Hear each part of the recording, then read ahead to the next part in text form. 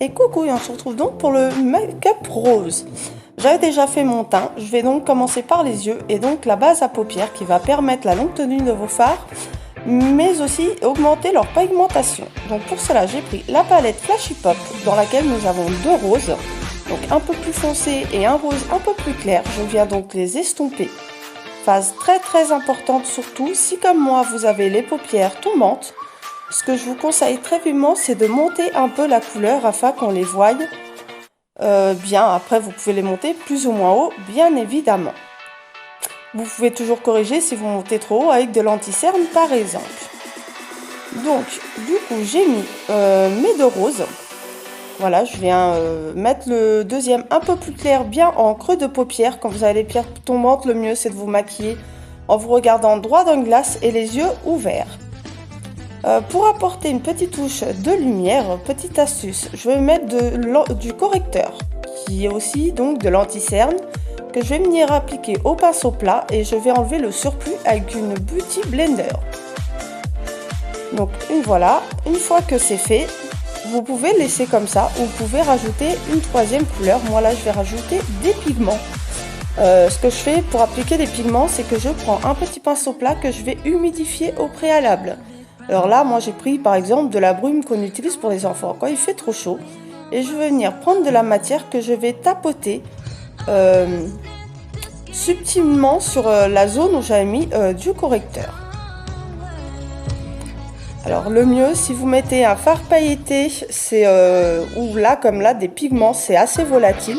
C'est de faire du coup votre teint après avoir fait vos yeux. Ça évite qu'il y ait des chutes de matière justement sur votre fond de teint.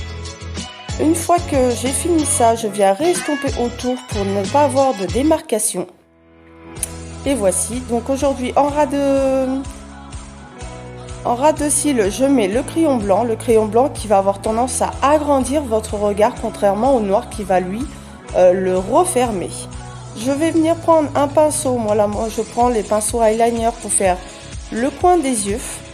Je viens prendre un pinceau plat pour estomper, ce qui va faire un effet plus naturel et pas se tracer net.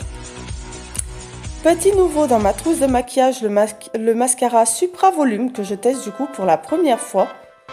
Alors le mascara, je sais pas pour vous, mais moi je fais toujours sans une grimace.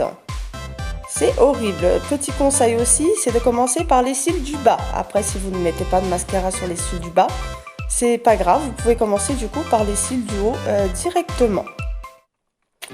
Alors j'en ai pas appliqué énormément parce que du coup j'ai pas mon installation encore, je suis en contresens, mais voilà, ça vous donne déjà un petit aperçu.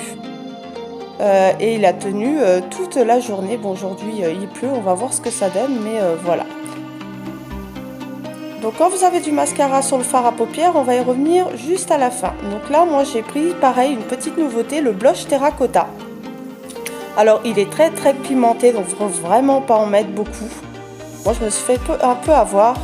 Sur les lèvres, je vais mettre le petit duo lip cream bien rose. Donc le duo qui est composé d'un crayon et d'un rouge à lèvres. Moi j'utilise très rarement les crayons ou alors j'utilise sur les yeux éventuellement, puisque nos produits peuvent aller un peu partout.